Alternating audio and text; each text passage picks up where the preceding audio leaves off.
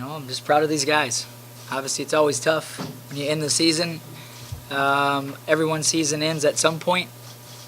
Whether it was 2 weeks ago, 3 weeks ago, tonight, 4 weeks from now, everyone's season comes to an end, and it's tough, sad. The college season is just piled into 3 months, and so you put a lot of effort, a lot of preparation, a lot of focus, a lot of hard work. And so I feel awful for these guys that are on the field. I'm not on the field, mentally. I'll get better, but physically, mentally for these guys, it's tough when the season ends. But obviously, we can look back at some point and say we had a historic year for our program and our team, which we did, and we're proud of it. And I thought we represented Omaha well tonight. Just looking at the stats, I don't know if our goalie had a save, one save Joseph had. I thought we were good. I thought credit to them. They were good off their set pieces, and 56 seconds into the match, it's a little unfortunate for us. I think it took us a little bit of time to settle down, but after that, I thought we were fantastic. I thought we put pressure on them. We put crosses in. We put shots in. We played. We kept the ball. I thought we were really, really good tonight. If you would please direct questions at specific people so our audio can pick it up. Thank you. Cole, can you talk about, and then Jacob after, can you talk about the first goal, what happened in your view, and was that just a shock to the system to get one up that quickly? Obviously we didn't want to give up an early goal. You never want to give up an early goal. I don't think it was a shock. I think it was a design play. I know that our guy that was marking that guy got picked, which is unfortunate. Credit to them for designing a play like that, but I thought that we responded. We were putting pressure on them, and I don't think that early goal takes anything away from our performance.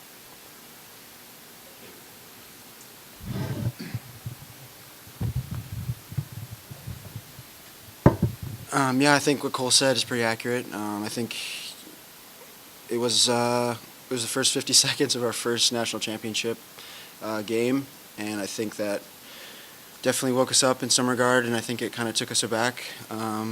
Maybe the atmosphere in the game, we got caught up in that a bit, but the part that I really enjoyed is that just as our season went, we had a small dip in the middle, and we never really lost focus, and we never lost our integrity and our work rate. And I think throughout the entire game, no one thought we were going to lose, and no one thought we were going to just give up. And I think that was consistent throughout our season, throughout the game. And so I'm happy with our response as a team.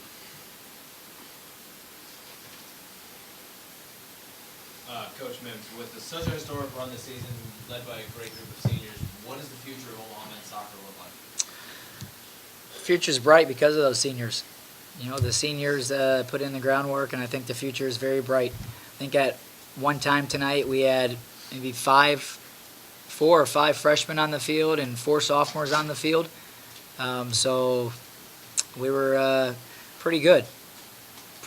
Lots of freshmen, lots of sophomores playing in an NCAA tournament game. You can't replicate that experience. So I think the seniors led us to a great year, and I think it's all the freshmen and sophomores that we have. It's going to be a pretty good team next year. Future's bright for Omaha. Coach, can you talk about your goalie? He's from down here, right? Yeah. From Lauderdale.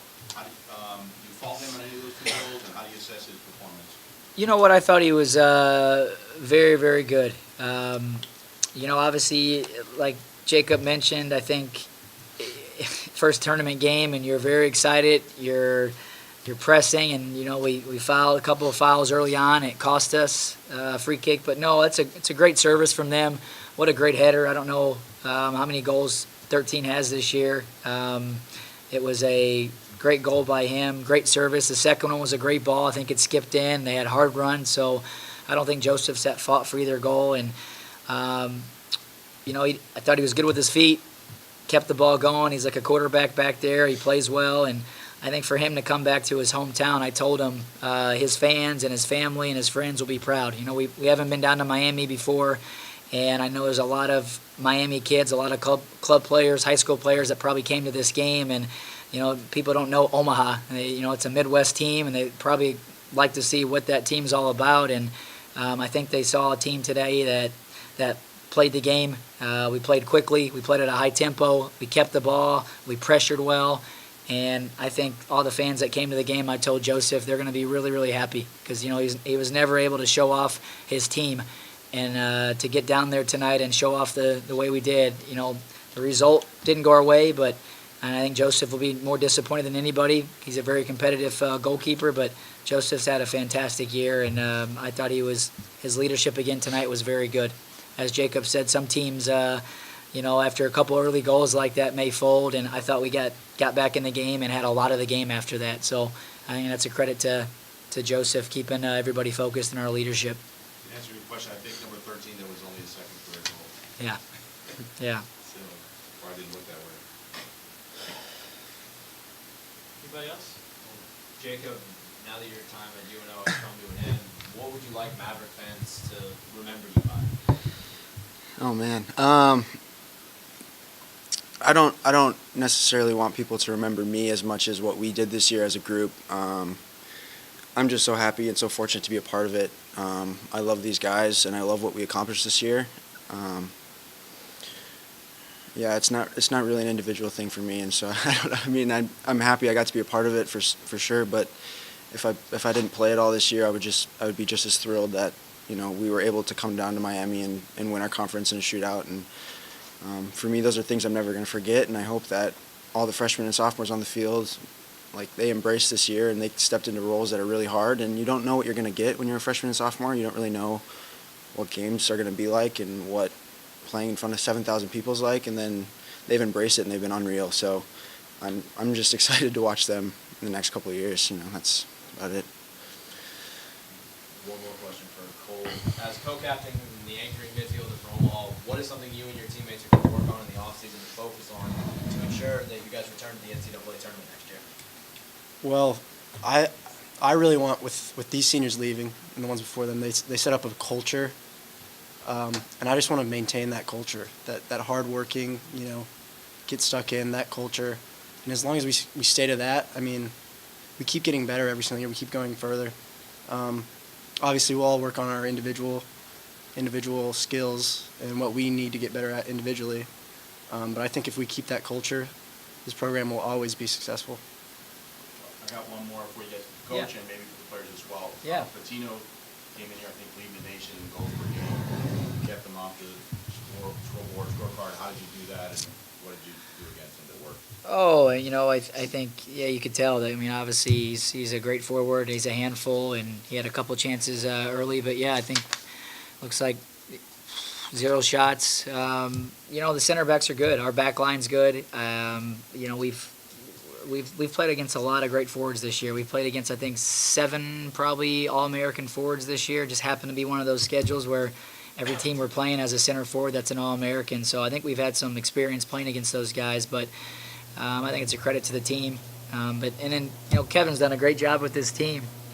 I wasn't able to see him play until obviously we drew them in the tournament and watched 7 or 8 games on just videotape. And when you watch videotape, I've been in the NCAA tournament enough. It's just you can't put a lot into it because you just never know until you see them in person. And they fought hard. They blocked a ton of shots. They defended well. Their goalkeeper had to make a sub and come in, and for that kid to come in and make some big saves and come out on some crosses, I thought they competed very, very well and kept us off the scoreboard. So in Kevin's first year, they've done a fantastic job. I've known Kevin for a long time, and I'm happy to see the success that he's having down here because it's a really, really good team. I think we kind of get a little bit unfair for us. I think FIU deserved a bye. They haven't lost a game all season long.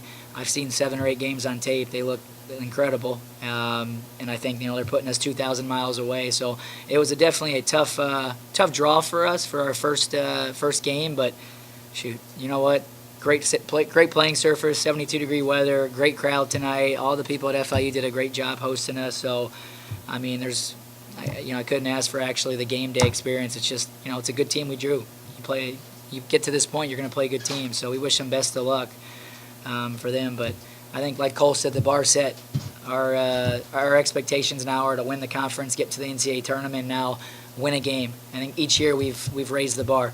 You know, I think 2 years ago was the first time we were eligible in the postseason. We lost in the conference semifinals. Last year we lost in the conference finals with 30 seconds to go in the game, and this year we won and got to the NCAA tournament. So obviously the only bar we can go next year is win our conference, get to the NCAA tournament, and now win a game. You know, other than that, it's a disappointing year next year, and that's because of these guys. These captains here have made it standard in our program now.